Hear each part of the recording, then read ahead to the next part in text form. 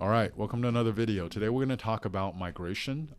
First of all, if you're going to play this game long enough and you want to progress, it's most likely that you're going to have to migrate just because there is a new kingdom popping up every few days. Last I heard it was about every week. I think at the height of this game when COVID was happening, it was every day. So when a new kingdom pops up, right, all the brand new native players are there. Sometimes you're in a jumper group. Now, I will say more often than not, jumper groups that join a kingdom end up failing. I think there's just lack of like experience, players with leadership experience growing the kingdoms. And if you're a player that wants to keep progressing and you're in a kingdom that has a jumper group that failed, you're probably going to have to migrate. Even if you do have a jumper group that's successful, it's very common that around KVK 5 or KVK 6, the kingdom is going to have to go through a reset, right? Just because up until KVK 4, you're still in your own continent, even though in KVK 4, the first season of Conquest, Crystal Tech and everything else, you're actually still only playing against other kingdoms in your continent. Whereas once you get to KVK 5, you could be matched up with anyone. So at that point, a lot of the players that want to play against newer players will migrate back or end up going somewhere else. And then a lot of the top players in your kingdom will actually want to go somewhere else because now this new kingdom that did really well just playing on the continent is just another average kingdom. Okay, so it's very, very common. We were 2844 was one of the strongest kingdoms in our continent. Another kingdom that was really strong, I think they were in the continent right after us, right? 2891. You guys might know them from that 1960 KVK 2 KVKs ago. And they fell apart KVK 5, right? After they fought 1960, I think a group migrated to 1093, a group migrated to 2429, and that's very, very common. It's like no knock on them, but more likely than not, at some point you're going to need to migrate. So the first thing you need to do is, even though you maybe don't plan on migrating, if you are a spender, if you look here on the dailies at the end, this new world bundle, you want to at least get the $5 and $10 tier every month. So this thing resets every month. At the $5 tier, you get 1 passport. At the $10 tier, you get 2 passports. So that's 3 passports a month. And then if you look at you could look this up on Google, right? But if you look at the passport to migration chart, you can start kind of figuring out, depending on where you're at, how many passports you need to migrate. So I did not plan on migrating this whole time, but I've actually been accumulating passports since the very beginning. So right now I'm at 72 passports. I won't need all of that to migrate. I'm at 80 million power, right? I'm probably going to fill my hospital with T5s. Hopefully I could drop it down to like 70. At least it'll be below 75. I could save some passports. So I'm going to migrate. And even though I'm going to 2268 and I plan on being there the whole time, I'm still going to keep accumulating passports just because you never know what's going to happen. If you're not a spender, a lot of kingdoms will allow you to say like pay gold for passports, but it's something that you want to just start doing early because nothing's worse than being stuck in a kingdom that you don't want to be at, or you want to be somewhere else, but you don't have the passport or the means to migrate out. Okay, now in general, when you are applying to a kingdom, what they want to look at is your ID. So your ID essentially indicates how old you are, and they're going to look at your kill points, right? And then power. So ideally, all 3 of those kind of match up. So if you're at, say, 130 million power, that's whale status, right? Then your deads, so if you go to more info, should match up with that power. Basically, it's showing that you're killing a lot of your troops, but you're still able to actually maintain that 130 million power.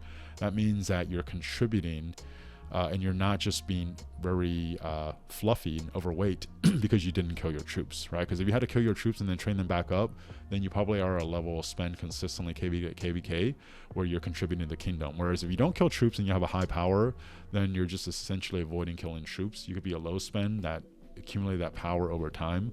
That power isn't really useful because as you get to the end game, once you get above like 80 million power, you don't need that to field, right? Like, because you could just keep healing. The troops you have above 80 million power is actually there to be killed.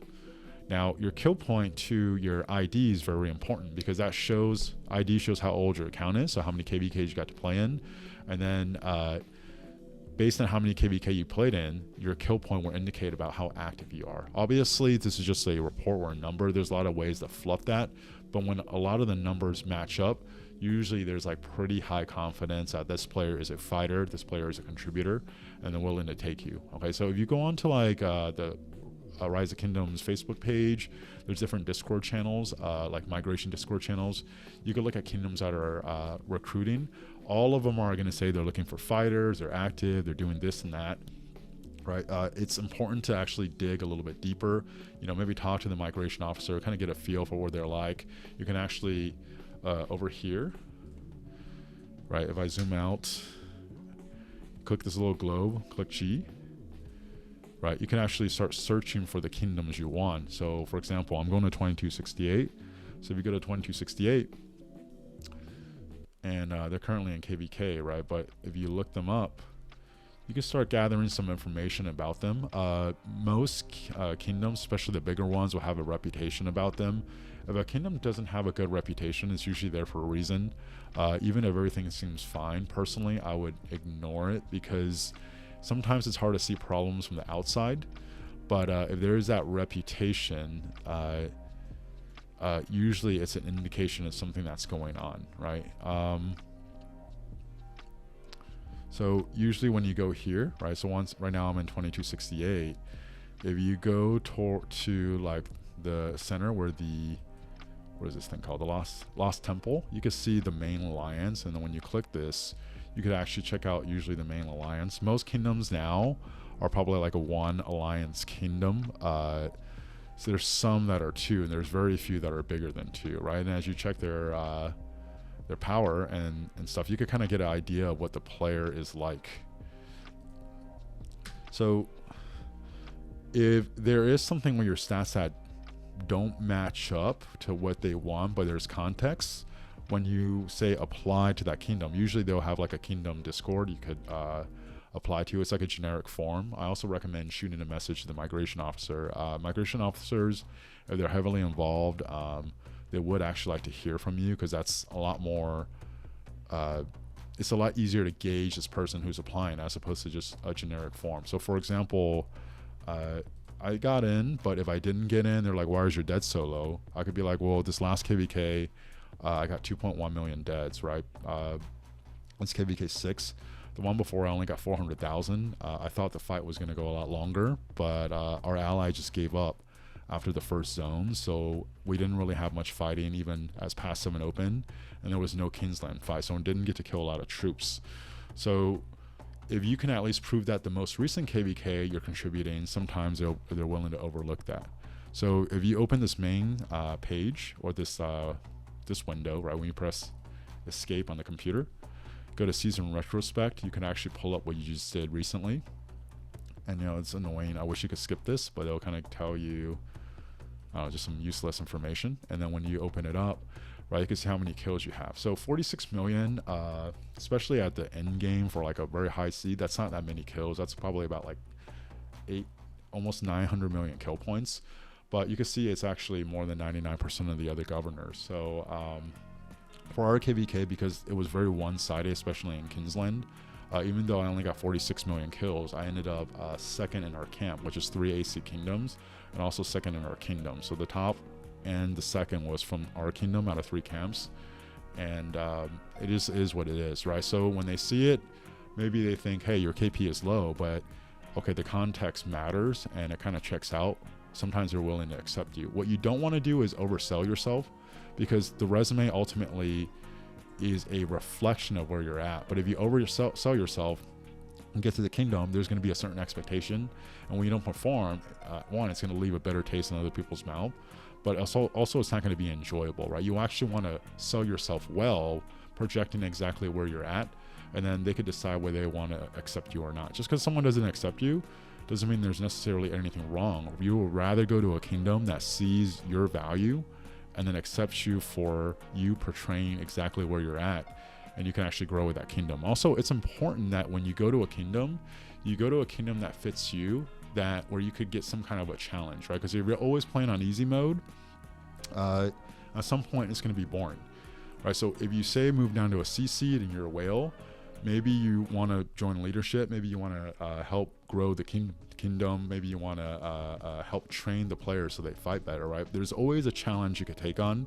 And then if you want to move up, you want to move up for something where it's a little scary, it's a challenge, but it's not like inappropriate. So for me, my account's so quote unquote relatively young. If I wanted to go to 1960 and I got in, I don't even know if I would have that much fun. I could spend the money, I could probably perform there, but for me personally, knowing my personality, joining the biggest kingdom in the game, or the supposedly the top kingdom in the game, where they're already at the top, I'm just some field grunt that's just following instructions there, right? I would rather join a kingdom that's pretty good, that has a lot of potential, that I can grow with and even help recruit people to. And like 2268 really fit that bill. So it's not always just going to the best kingdom you can or trying to get the most gold chest. A lot of times it's actually finding a kingdom that suits your goals, where you can have the most fun. And then probably the most important is you want to start kind of getting a feel or a vibe of what that kingdom is like and how the people are, right? The bigger kingdoms, the more advanced kingdoms, when they fight, a lot of them are in voice chat. And it can be really, really fun to participate in the voice chat.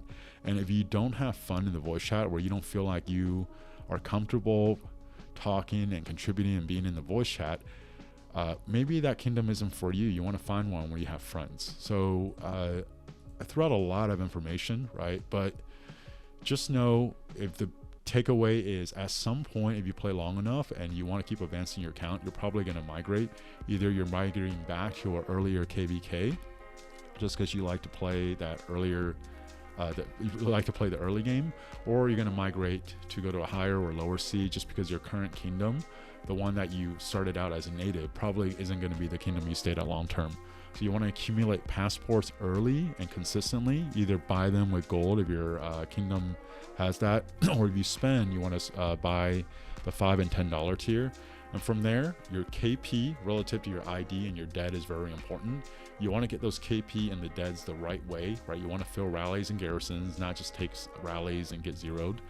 You want to actually get the KPs because you're fighting when the fights matter, not because you're trading kills on the side or just off doing your own scene, being like a kill goblin trying to get kills, but actually contributing.